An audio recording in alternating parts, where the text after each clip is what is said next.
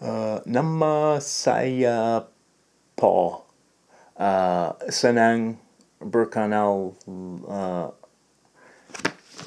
Man, I've been studying Indonesian for 6 months and 17 days, and I still can't introduce myself. What's going on here?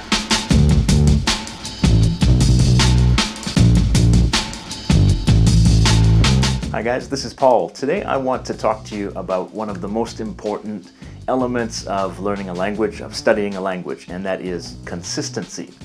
This is one of my mottos. Consistency is king. If you've read my blog or something, you've talked to me about languages, you've probably heard me say that slogan, that motto. Consistency is king. The people who really get good at languages are the people who study consistently. They study every day, come hell or high water.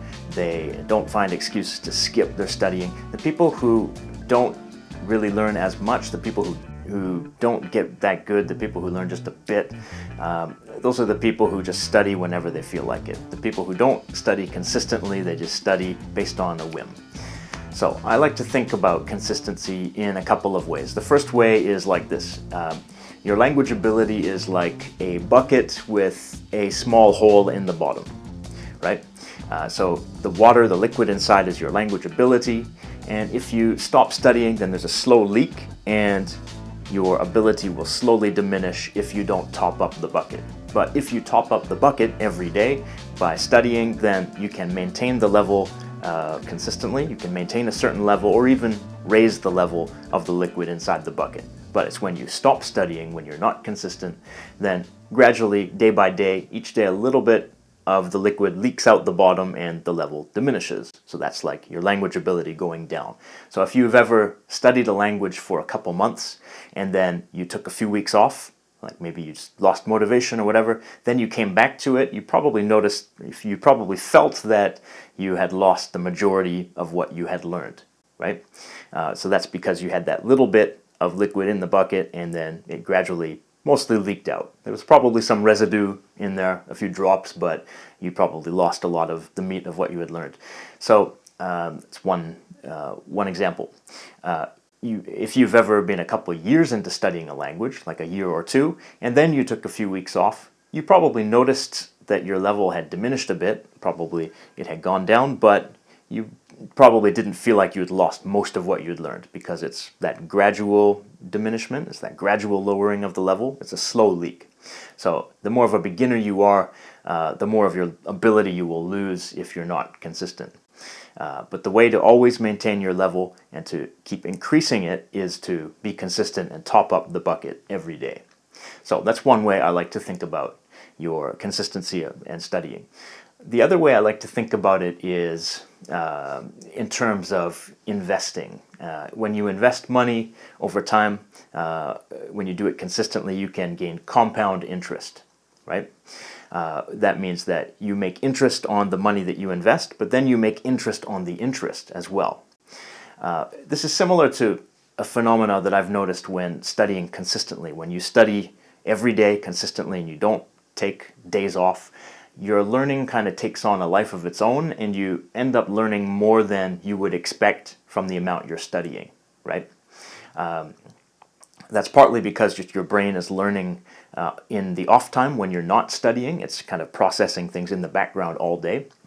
But basically, if you are consistent, then you can get your learning to a sort of critical mass where it starts to take on a life of its own. And you learn more than you would have if you had studied that same number of days, but with breaks in between. So it's really important to always keep investing on a daily basis, investing regularly so that you can get that compounding effect in your learning. Okay, so that's another way I like to think about it. So there's the bucket with the hole in the bottom, but then there's compounding interest. There's those two ways. So the most important point is study every day, be consistent. Also put in a certain amount of time every day. Try to commit as much time to it as you can, but more important than that is to do it consistently every day. How do you be consistent? That's the question that remains. A lot of people intend to be consistent, but they end up taking a lot of time off and being inconsistent. So those people usually are taking action based on how they feel at the moment. right? They wake up in the morning and they think, oh, I'm tired today, screw it, I just won't study today. They're basing their action on the feeling of that moment, which is something you can't really control. I mean, the way you feel depends on all sorts of different factors out of your control. It depends on maybe what you ate yesterday, it depends on the weather, it depends on how well you slept, it depends on stress at work, all these things. So you can't really control it that easily unless you're always monitoring all those things really closely. So the way to take action should be based on your vision for your outcome, like what you want to get out of learning that language, and also based on just a commitment to achieving that outcome, achieving that vision. So let's say you want to be a French-English translator, that's your dream.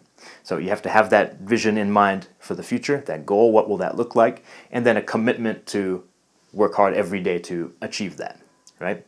So then in that case, if you have that vision and commitment, when you wake up in the morning and you're tired or you're hungover or whatever, then you will just tell yourself, okay, I don't feel like it today, but I have that vision and the commitment, so I'm going to do it anyway, because it's not based on the feeling.